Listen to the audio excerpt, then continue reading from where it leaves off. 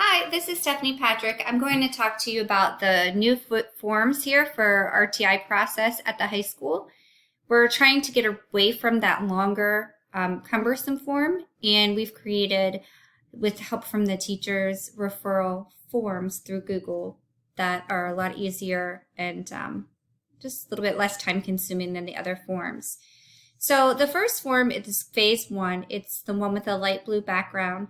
And this is where you're actually going to be putting a student's name that you think would benefit from the RTI process, and you possibly are thinking there might be a learning disability that has been overlooked. So the first part is your name right here, your position. Then we come into the student's information, the student's last name, their first name, their ID, grade level must be chosen, the date of the referral, and if there are existing supports already in place for that student. Here, this is not necessary, but if you do know of any strengths, especially maybe with socializing, things like that, that are beneficial to know for us to have to give to the SWD department if a referral is going to take place. And it's always good to know that before you talk to a parent as well, to start with those strengths. So it gives us some really good background. Now, here are some check marks for reasons of the referral. And then we have all that would apply down here for reading, writing. And then there's also the part about social emotional that is very important as we're talking to the parent or the student as well. And if there is something that wasn't listed that you weren't able to check off, but you do have another concern, please put that here. There's not asterisk, so it can move on without that. But all the information that you have, the better.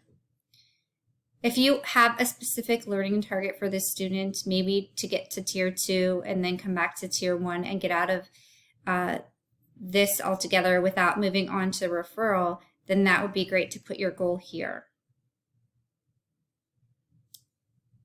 Okay, the tier 1 interventions that you've already done and have been taking place in the classroom, we need to know that that has begun and that was already starting before moving on to sending this to their other teachers. So once you're done with that, you submit it and then you let me know.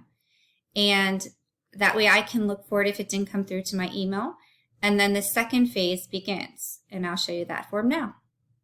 Here's the phase 2 tracking form. So once somebody has submitted that they have a concern about a student and need all the other teachers to be on the lookout and collecting information, I have that blue form, that phase 1 form. So I go ahead and look to see who that student is in contact with throughout the day. And I go ahead and fill in the template for this form. So you don't have to worry about that. I go ahead and put all of the students' names, or the teacher's names rather, that student has. And then I go ahead and fill the rest of the form out. Now we've sent this on to a couple of different groups of teachers already, and there was some kind of areas of confusion about what tier 2 and tier 3 are. A tier 2 intervention you'll mark if you have modified an assignment for that student asynchronously, if you provided extra options for that child.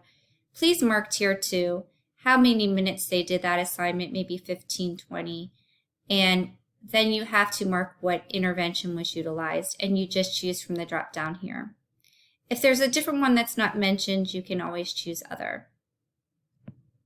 Topics covered, please, and notes if there were any, and then it's submit. So every time you do something above and beyond for RTI in a tier 2 or tier 3 intervention, you will fill another form out, even if it's the same student. So for example, you worked with this student, maybe I'm Lori Davis, and I worked with this student on the 19th of January. I did a tier 3 intervention. I spent 30 minutes working one-on-one with this student, so that will be a tier 3 or in a very small group. And we practice comprehension skills and how to find the reading look back maybe possibly as well. And we can mark in my notes that I worked one-on-one with that student.